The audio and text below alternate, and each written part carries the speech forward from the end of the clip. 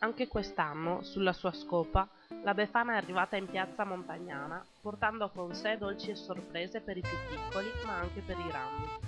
Tutti insieme per una giornata di festa, per non pensare alla crisi e stare in famiglia, fra giochi, scherzi e tanta voglia di divertirsi.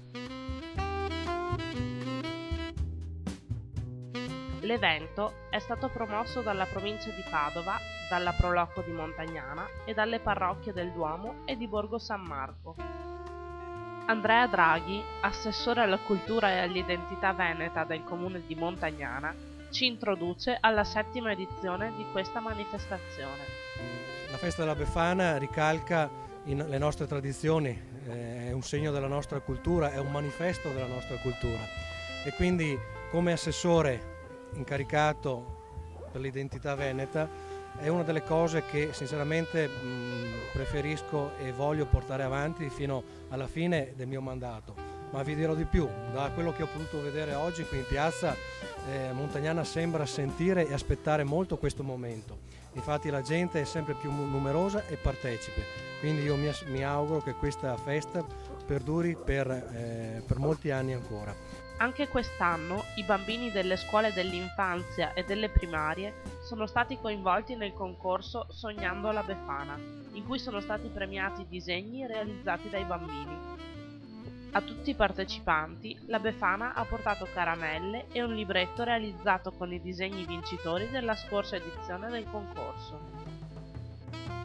Antonia Scapin, coordinatrice del concorso scuole, ci parla di questa 7ª edizione che ha coinvolto le scuole della città. È davvero un'iniziativa simpatica ed interessante ed è di grande stimolo perché va a ripristinare un'antica tradizione, ma diventa anche un momento dove gli allievi con le loro insegnanti si interrogano e producono degli elaborati che vengono mandati a questo concorso. Ecco che c'è tutta un lavoro di ricerca tecnica, di collaborazione di gruppi di allievi, sempre nell'alveo della tradizione e della giocosità e della gioia relativi alle fasce d'età.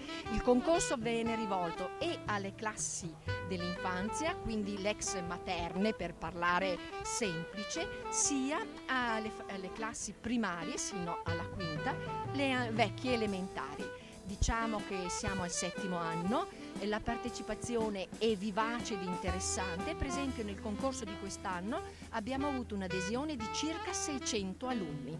I lavori trovano giusta collocazione presso la sala austriaca di Castel San Zeno e rimangono in mostra per circa un mese, così che genitori, nonni, insegnanti, alunni stessi con le scolaresche stesse possono andare a vedere per avere il giusto orgoglio e la giusta valorizzazione di quanto hanno fatto, ma anche per avere un confronto con quanto sono riusciti a presentare e elaborare gli altri.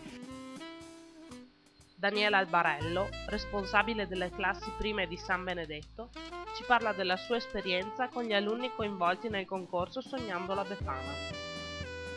Abbiamo cominciato a lavorare ancora a partire dai primi di dicembre per questo lavoro, è stato interessante, i bambini hanno lavorato molto volentieri e oggi è stato il culmine della giornata con la premiazione. Andremo fra poco a vedere la mostra e i bambini sono tutti contenti perché anche il loro lavoro è stato premiato accanto al nostro in questo periodo molto bello di festa.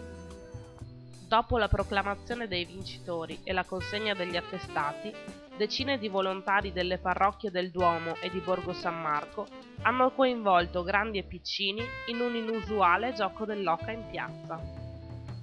Parliamo con Christian, animatore dell'ACR Montagnana, uno dei tanti volontari di questa festa. Come si sta in questo ruolo e cosa sto facendo di bello? Beh, si sta bene perché siamo a contatto con i bambini, sono qua per far divertire i bambini, è un tipico gioco nostro, è il gioco dell'oca in dialetto veneto e spero di andare a casa presto perché ho mal di vita.